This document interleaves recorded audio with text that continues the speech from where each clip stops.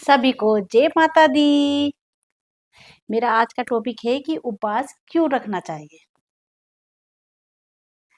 तो ये बड़ा महत्वपूर्ण टॉपिक है क्योंकि उपवास रखना और फास्ट रखने पर व्यक्ति सोचता है कि मेरे शरीर में कमजोरी आ रही है और वो किसी भी स्थिति में फास्ट रखना नहीं चाहता। लेकिन फास्ट जरूर रखना चाहिए। व्रत रखने से हमारे शरीर के पाचन तंत्र को जो है वो आराम मिलता है। शरीर के जो है हमारे टॉक्सिन निकलने लगते हैं और हमारे शरीर के जो रोग होते हैं वो समाप्त होने लगते हैं। तो समाप्त कैसे होते हैं? देखिए, जब हमारे पाचन तंत्र को आराम मिलता है तो ही वो कोई एक्स्ट्रा काम करता है। अब माना हम हर दिन जो है वो सुबह उठे, वही हमारा रूटीन, हम चाय नाश्ता, फिर दोपहर का खाना, फिर शाम का खाना, तो हमारे पाचन तंत्र को कैसे आराम मिले?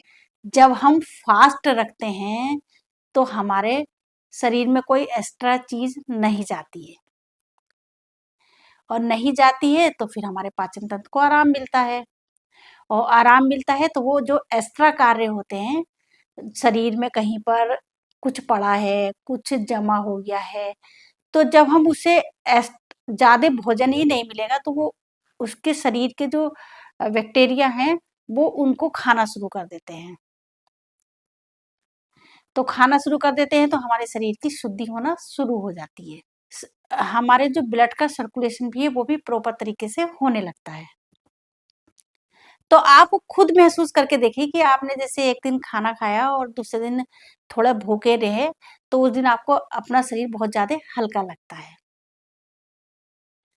तो बस ऐसे ही हमारे शरीर का कार्य होने लगता है, शरीर की सफाई होने लगती है, रोग जो है वो समाप्त होने लगते हैं और यकीन मानिए कितने रोग तो हमारे जब हम भूखे रहते हैं, उपवास रहते हैं तो समाप्त होने लगते हैं।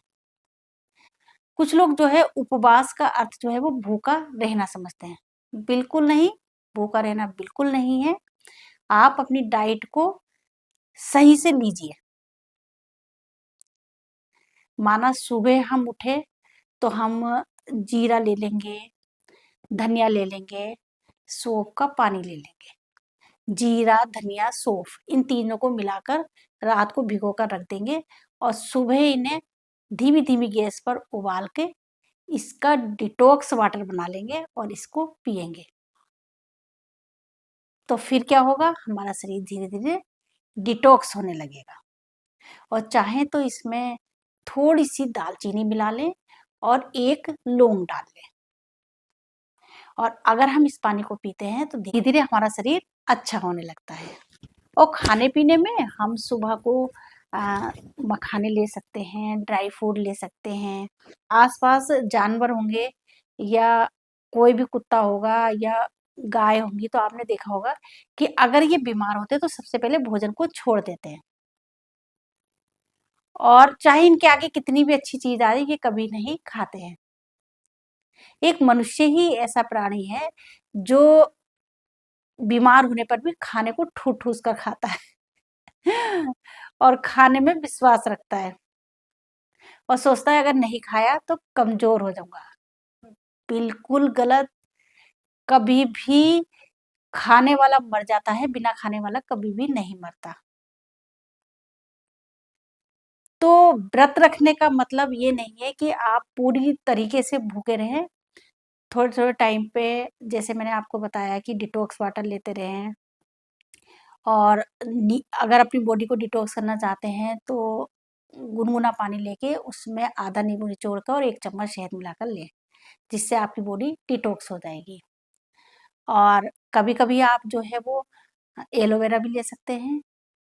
तो ऐसे ही आप कुछ ले सकते हैं और नाश्ते में मखाने भून कर ले सकते हैं, ड्राई फ्रूट ले सकते हैं और सुबह को आप साबूदाने की खीर भी बना सकते हैं और दोपहर में चाहें तो साबूदाने की खिचड़ी भी बना सकते हैं।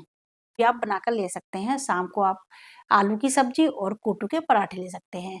तो कूटू के पराठे में आप कुछ भी मिला सकते हैं, लौकी मिला सकते हैं और केला मिला सकते हैं और चाहे तो उसमें अरबी भी मिला सकते हैं। तो अपने स्वाद के अनुसार मिला सकते हैं और रायता बना सकते हैं लौकी का या फ्रूट्स का रायता बना सकते हैं।